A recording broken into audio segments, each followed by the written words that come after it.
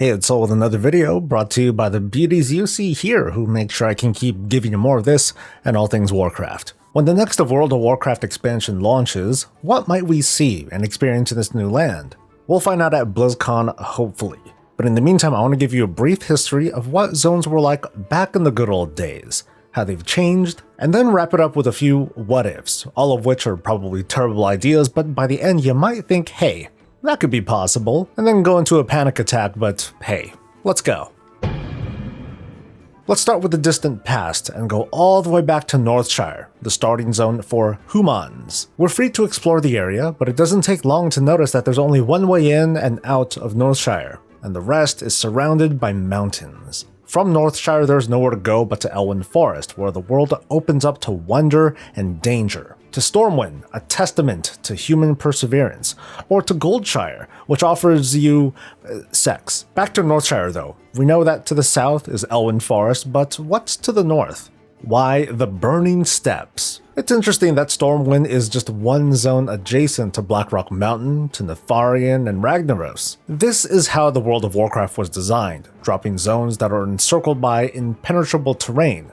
And this was perfectly fine because back then the world was experienced exclusively from the ground. More importantly, there was no hope nor indication that we'd eventually traverse through the skies. We knew that these mountains were a facade, and we mostly didn't care. There is at least one exception to the rule, and that is Duskwood, which has no barriers between it and two of its adjacent zones, Elwyn Forest and Westfall. I gotta wonder to myself how many humans ventured south just because they suddenly died. Raise your hand if that was you. Effective use of terrain and level requirements helped to sculpt the journey of our characters from their humble beginnings to the dragon slayers they became in WoW's early endgame. Take Mulgore as another example. You're a Tauren and you want to travel to Desolace, alright. All you have to do is travel west and no, never mind. You actually had to loop all the way up and over and down, or down and under and then up and then yay, Desolace, no problem. Who knew that Azeroth had like so many valleys? The world looks very different when you compare seeing it on a map to the actual experience on the ground. But let me make it clear that this is not a critique of WoW, but an example of how brilliant this production was. WoW boasts what only a few MMOs could or would accomplish to create a seamless world with minimal load screens. Today we can fly over these zones that were originally meant to not be seen from the air. It might not look all that natural or even pleasing to the eye, but it works. That we can even experience this likely required enormous amounts of work, but it would have been nearly impossible if the world wasn't already so well constructed. This is in contrast to more heavily instanced games like Guild Wars or the Final Fantasy MMOs, which employ skyboxes like Argus in patch 7.3. But that, in my opinion, is merely a difference in design and not a statement that one is superior to the other. Both formulas work. But anyway, back to the better game. In order to pull off this sort of design trickery, mountain fences or solid boxes, I don't know. These are essential to keep the immersion, although that results in zones looking more like a series of biomes than a cohesive world. Levels and level requirements keep players in zones for at least for a time so they can feel invested in the world that they're in. It keeps them experiencing what's inside each zone while discouraging venturing too far ahead of their level. The result is what you see, this illusion that you're traversing from one great landscape to another, when in actuality it's just carefully placed biomes smashed together like a rat maze. If this sort of indirect trickery existed in today's WoW, you'd bet that there'd be plenty of posts from critics over prolonging game time or something. Back then, well, it was just called game design. Outland was the WoW team's first go at an expansion, with fewer zones to manage, which I'm sure was a weight lifted from them, but there were new challenges to take on. WoW expansion still needed clever world and zone design. I'm just going to gloss on Outland briefly and point out a few key elements from WoW's first expansion. Players from both factions were all converging onto the same zone. Zones were extremely diverse. Many zone building practices from vanilla followed to BC. I'm going to elaborate on each of these points because this is going to set the tone for the rest of this video. Unlike vanilla WoW, players didn't choose between numerous starting areas based on their race. Everyone went through the Dark Portal. Everyone went through Hellfire Peninsula. and Zangamarsh, and it wasn't until this point when it was likely that players would break off into different paths. When it comes to zone diversity though, the Burning Crusade is full of it. Consider moving from a hellscape to an alien swamp, to a dark forest, to Nagrand, to Fell Rocks, to Purple Rocks, and you have quite a trip. And this is only sold by the fact that Outland is an alien world shattered by dimensional explosions, no big deal. The contrast between these zones helps to explain why the WoW team continued to make use of mountains to draw the biomes that would otherwise make the look of Outland a little bit too jarring. It was just the easy way to go. Also, similar to coastal zones on Azeroth, most of the zones on Outland bordered the Great Dark Beyond itself, which allowed them to use infinite space as opposed to endless water.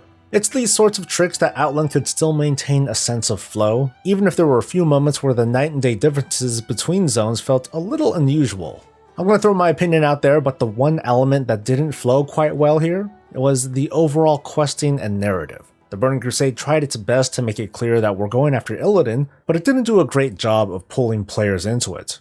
I think it's because the heavy lifting on that front was done through group content, notably the raids, which was still only enjoyed by a small percentage of players who were otherwise still interested in the story. This is a particular lesson that would influence WoW to this day. Throughout most of WoW's expansions, this similar formula of zone progression was followed. Wrath of the Lich King and Warlords of Draenor used 2 zones instead of 1 to introduce players to the narrative, telling separate stories and spreading players across a greater amount of real estate. The continents of Northrend and Pandaria still used proven methods to separate biomes from each other, but made efforts to make them more convincing. From the elevations of storm peaks to the more subtle and consistent themes of all of Pandaria's zones, over time the WoW team has been able to craft more complicated zones that use more than a single theme or color palette. Which brings me to Cataclysm, because it was,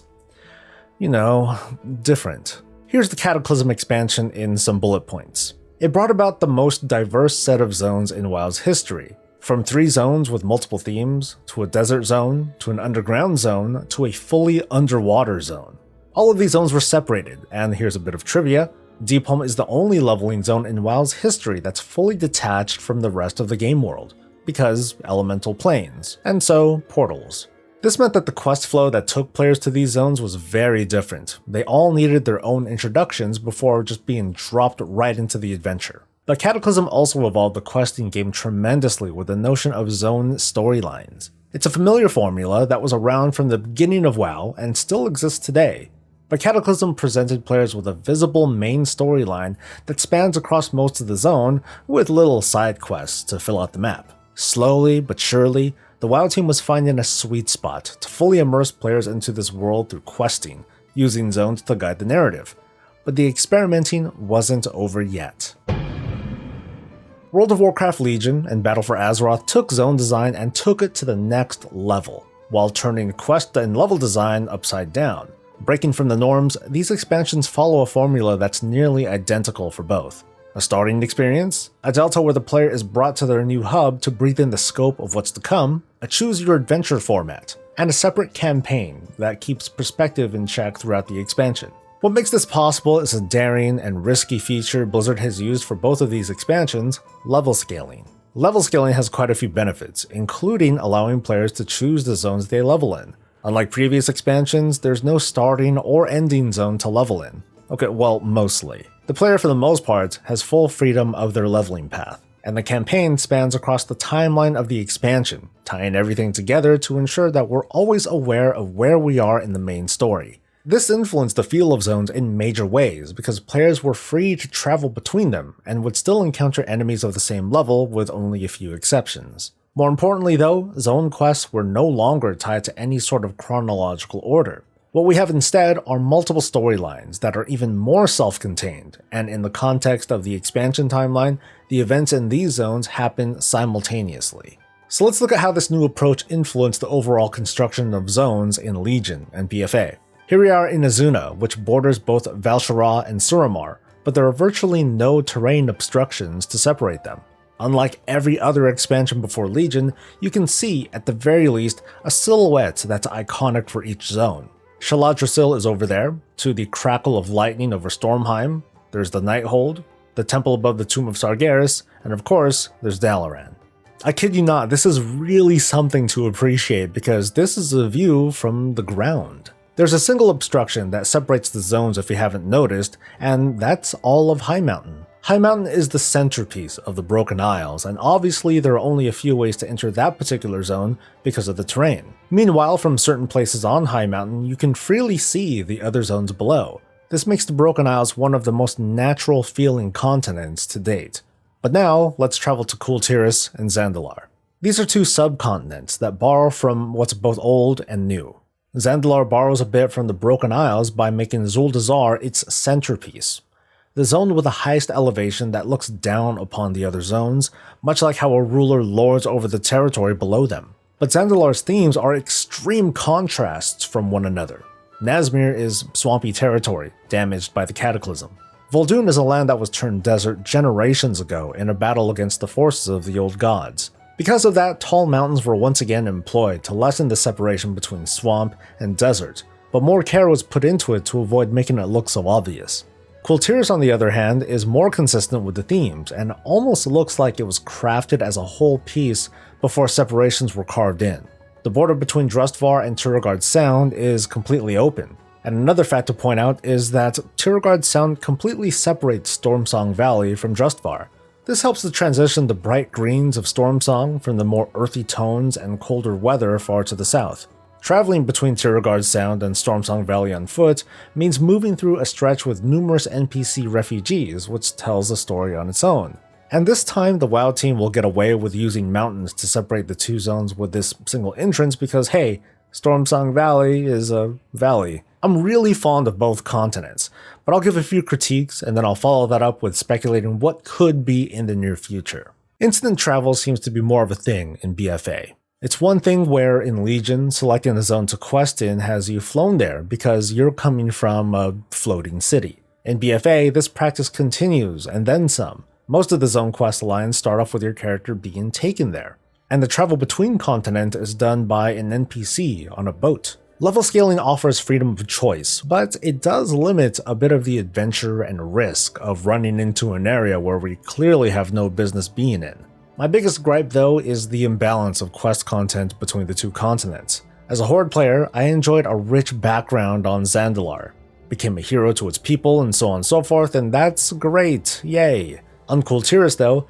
questing was limited to a very small selection of side quests that are shared with Alliance players, the limited war campaign and world quests, and this wasn't even fully accessible until we reached max level. Before that, this sets an expectation that the opposite faction's continent is not unlike a max level experience, which should be full of engaging endgame stuff. Commenters, here's where you can mention how much a Suramar-like experience would have been beneficial for BFA. But if these continents were, I don't know, pies, one pie would be full, while the other pie is just a one-time campaign and world quests. Come on. Considering that Zandalar and Kultiras are historically not a single landmass, maybe this inconsistency couldn't be helped, but it could have been done a lot better. So let's summarize how zone building has changed so far. Back then, it was a world of valleycraft. Enclosed zones with very liberal use of mountains to make it not so obvious that we're running a rat maze of zones. Quest content was a series of small stories and vignettes. As expansions rolled out, the team embraced storylines that span an entire zone, while working on creating more convincing zone placement now that they knew players would be flying over them. Cataclysm did some weird shit, but it gave us defined storylines, so that's kinda cool. Today the team is trying out level scaling and giving players choices on where to quest. We're all in with zone storylines plus an overarching campaign, and mountains are on a budget, but there's still more to iterate on. So what could happen in the near future with zones and questing? I had like a video's worth of content to talk about speculation, but I decided, you know what, that's a little bit much, so I'll just point out a few items that I would love to see addressed. Bring back elite mobs and elite areas to challenge players. I know that's been a big ask for the sake of making the world feel a bit more dangerous, and yet at the same time many of these same fans are woefully against item level scaling. So how about this? Why not simply use level scaling to make mobs a certain number of levels higher than your current level? Apply this to rare mobs, unique mobs in a quest, heck, even apply it to a whole area as in Elite World Quest. Players can still band together from different level ranges to meet a challenge that they can't do on their own. Next, spread locations out farther. I do think locations within the Barrens are a bit too spread out, but I also think locations in Val'sharah are way too dense. There's gotta be something in between that gives a bit more space between set locations for quest hubs and mob spawns. Because if the distance between points A and B are too long, it's kind of a drag. But when it's too short, it becomes trivial, and in both instances, players can be left unfulfilled. So here's a follow-up in case there is space made. Fill that space up with dynamic events. This is another popular ask, but if the team does manage to spread locations out a little bit further, make roads a little bit wider, something like that, this gives room for things to suddenly happen. Maybe a small group of elite mobs run by AI will jump out at you. Maybe there's a caravan who will give you a small reward if you escort it for a little while. Or of course there's, nuts and squirrels to take care of, I guess. Personally, I would love for future continents and zones to just do away with the arbitrary mountains and replace it with space that you can walk through, but instead fill it with NPCs, travelers, or dynamic events, as long as things are interesting. And I'm sure I've said this before, but I would love to see more quest lines that aren't self-contained in a single zone. I'd love to meet minor characters, but then have them pop back up in other zone content for some additional follow-up quests. I think that'd be super cool. So that's going to be it for me with the past, present, and possible future for zones and questing in the World of Warcraft. I hope you enjoyed yourself, and hey, drop a like if you feel like it. Don't forget to subscribe, and I'll see you later. Until then, stay safe, stay happy, and stay breezy.